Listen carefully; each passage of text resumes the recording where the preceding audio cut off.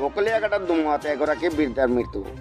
মঙলবাৰে সন্ধিয়া হঠাৎ অহা এজাক ধুমুহাই বিস্তৰ ক্ষতি সাধন কৰে। বকলিয়াঘাটৰ লক্ষণ সিং ইংতি গাঁৱত গাঁওখনৰ সকলো মানুহৰ ঘৰতে কম বেছি পৰিমাণে ক্ষতি সাধন হয়। ধুমুহাত গাঁওখনৰ চিন্তু তেৰাংপি নামৰ ৭০ এগৰাকী বৃদ্ধাৰ মৃত্যু হয়। বৃদ্ধাগৰাকীৰ বিচনাত শুই থকা অৱস্থাত ঘৰৰ বেৰ ভাঙি বৃদ্ধাগৰাকীৰ গাত পৰি যোৱাত মৃত্যু হয়। ইতিমধ্যে বকলিয়াঘাট আৰক্ষী ঘটনাস্থলীত গৈ উপস্থিত হৈ ঘটনাৰ বুজ লয়। সাহিত্য পৰিষদৰ কাৰ্যবাহী মধুৰাম লেখতে মৃত্যু চিন্তু তেৰাংপিৰ ঘৰত উপস্থিত হৈ পৰিয়াল লোকক আৰ্থিক সাহায্য প্ৰদান কৰে।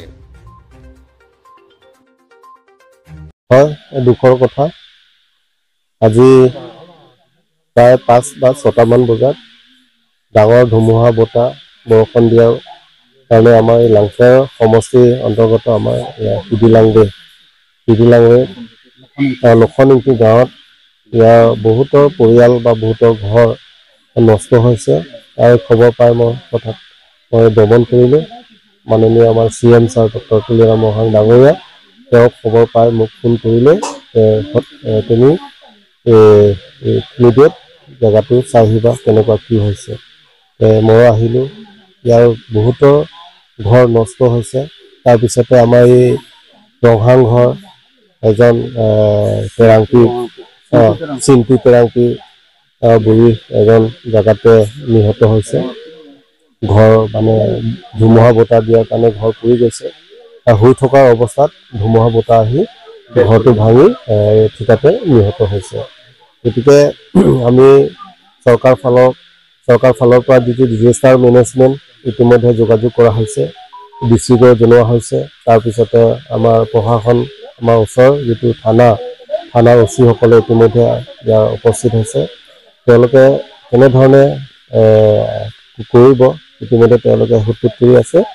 এতিয়া থানাত নিব, অহাকালি ৰাতিপুৱা এইটো PM পোষ্টমৰ্টেম কৰিবলৈ কাৰণে নিব। এতিয়া চৰকাৰ ফালৰ পৰা তেওঁলোকৰ যিটো ক্ষতি হৈছে ক্ষতিপূৰণ চৰকাৰ ফালৰ পৰা ডিজাষ্টাৰ মেনেজমেণ্ট ফালৰ পৰা দিয়া হ'ব, এইটো CM ছাৰো কৈছে।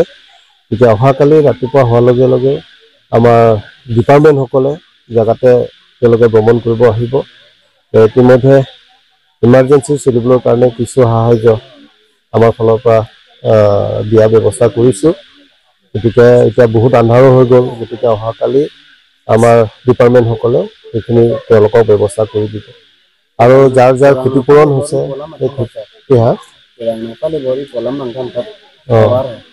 ক্ষতিপূৰণ যিবিলাক পৰিয়ালে হৈছে সেই ক্ষতিপূৰণ আমাৰ চৰকাৰ ফালৰ পৰা দিয়া হ'ব। গতিকে দুখৰ কথা যে তেনেকুৱা ধৰণে ইয়াৰ ৰাইজে ভুগিবলগীয়া হৈছে। যিহেতু ধুমুহা বতাহ হঠাতে ধুমুহা বতাহ ইমান ডাঙৰ সময় বেছি নহয়, কিন্তু একেবাৰে ডাঙৰকৈ ধুমুহা বতাহৰ কাৰণে বহুতৰ ঘৰ নষ্ট হৈছে। সেইখিনি আছে, ক্ষতিপূৰণখিনি আমাৰ CM ছাৰো কৈছে। আৰু অহাকালি DC-সকলেও আহিব আৰু আমাৰ এয়াৰ অফিচৰ পৰা আহিব। সেইখিনি ভেৰিফিকেশ্যন কৰিবৰ কাৰণে আহিব। এইটো বতাহ কাৰণে মৰি গ'ল। বেৰ পৰিছিলে?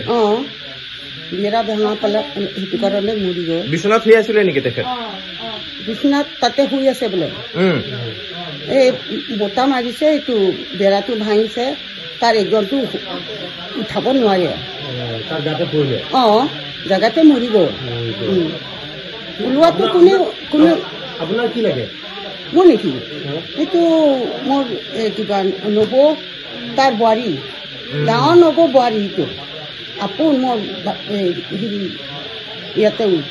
কি নাম বাইদেউ তেখেতৰ? মোৰ নেকি? তেখেতৰ মৰাজন নাম কি? চিন্তু তেৰাংপি। তাৰ দেউতাৰ নামটো কাময় তেৰাং। আৰু ঘটনাটো কিমান সময় হৈছিলে বাইদেউ? বয়সটো ক'ব নোৱাৰি। তাৰতো এই দলামাৰা বতাহ আহিছো, চব ঘৰে ঘৰে কিবা হৈ গ'ল না। এইটো কেনেকা, মৃত্যুটো কেনেকা হৈছে? কি কম আচামিজ পৰা ক'ব নপৰে না। এই কিবা বিচনাত শুই আছে বোলে।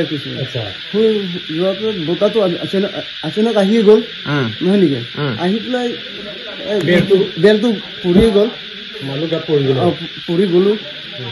হ'লে চব ঘৰে ঘৰে কিবা হৈ গ'ল না, ওলাব নপৰা হৈ গ'ল। কি হয় এতিয়া হৈ গ'ল আৰু। কি নাম আছিলে তেখেতৰ?